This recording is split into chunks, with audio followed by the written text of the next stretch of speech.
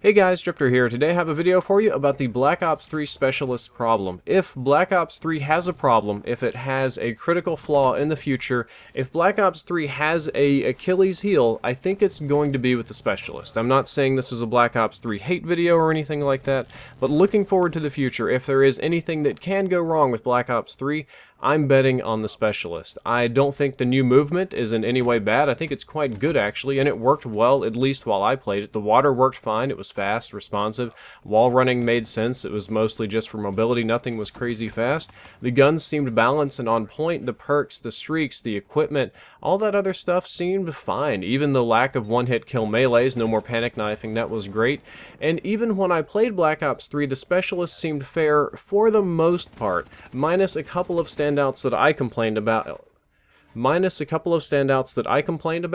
minus a few that didn't bother me that did bother other people. However, after not playing Black Ops 3 for a month or two now, the Specialists are the thing that make the Specialists are what makes me most uneasy about the game, because I try to be very forward-looking on this channel, and it's not even the Specialist that we have now. Not the time travel ability, not the Specialist that I complained about that rejacks and shoot grenades. Yeah, that's annoying, but I'm kind of scared of what could be coming, because there's going to be a lot more Specialists coming, each one with a unique weapon and with a unique ability, and the idea seems kind of inspired by Titanfall or Destiny. Titanfall, you get your Titan eventually, it just happens faster if you kill people, and in Destiny, you get your, man, it's been a long time since I've played Destiny, your charge, your super ability or whatever, but the more objectives you capture, the more you kill, the faster it comes. And thinking back to Destiny, it was super annoying to enter a fight with a Titan or with a Hunter or something like that and just get murdered by an ability, or even a Warlock, because they all had these awesome, like, one-hit kill abilities, or the Titan Slam, or the Blade Dancer, and it's especially annoying if you have no idea that it's coming. Like, I can sneak up on some guy with a shotgun, shoot him once, and get him down to, like, no health, and I'm like, alright, I got this guy, and then the Titan's gonna use his big ground slam and just nuke everything around him. It's really, really annoying. And yes, I can see the characters, and I know what could happen. This is both true in Destiny and in Black Ops 3. But it's not League of Legends with a bunch of set counters and dodges where you see somebody and you're going to count down their ability and they can only do this kind of infrequently, and well, it is a little bit infrequent, but it's not the same kind of concept. Sometimes I just get surprised and one-shotted, like with the sneaking up on a shotgun guy, or a Blade Dancer just nails me, or a couple of times I got blown up in Black Ops 3 and it was or just hit by that pistol across the map that's one-hit kill, and I don't think that's good for Call of Duty games because it's not good for balance, because it doesn't give me a whole lot of counterplay. And it also worries me that some of the 12 weapons and 12 abilities might be overpowered. Now, if I'm not mistaken, Black Ops 3 is going to launch with 12 Specialists.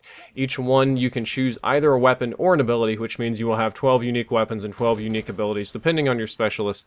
And this, I think, is a fair concern for me. So again, the ones we have aren't so bad, but I think we've only seen 4 or 5 of them. We've got at least, 7 more coming, which means 14 weapons and abilities, and it's easy for one of them to be broken. It's easy for one of them to be overpowered, especially when you're aiming for diversity, because each one of these characters' weapons and abilities are very, very different. None of the ones that we have played are even remotely alike, and I'm worried that in aiming for this diversity, we're going to make something broken or something annoying, kind of like an invincibility or a Halo bubble shield, or just something like a cloak, like a really over-the-top cloaking or something like that.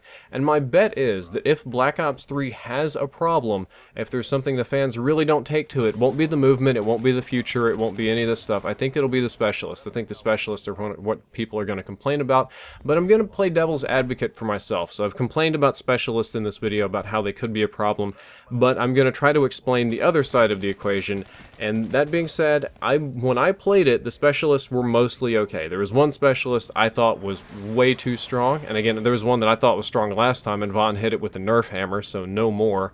But it was mostly okay. It really wasn't that bad. It wasn't superpowers everywhere, but they did sneak up on me a little bit. The core idea is solid, and it does make sense in a lot of ways to have extra abilities, extra character diversity, to kind of make you commit to one certain playstyle before you lock in a match, so you can't just kind of change all over the place. We do have visual cues when the abilities are activated. Different characters, the guy that runs super fast leaves a blue streak. The guy that slams the ground with gravity spikes, he leaves a yellow streak in the air, and you can see the animation, and he yells, and it's really really clear. And a lot of the characters have sort of like lights and sounds so that you can see when they're breaking out their specialist ability, and you can hear it. It's still a pretty quick breakout. It's not like you have a whole ton of reaction time, maybe if you're swift or if you're already looking at them or something.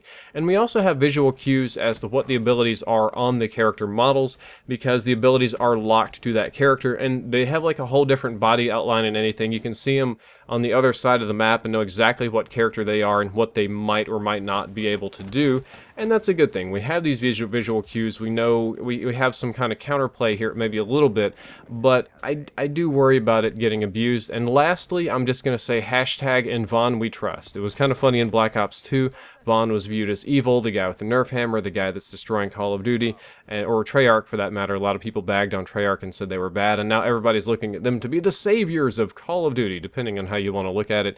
And I'm just going to put my faith in these guys and hope that they've balanced it appropriately, and hope that it doesn't end up being annoying and actually ends up being fun. I'm going to try to stay optimistic about it, but I just thought I'd point this out in a video.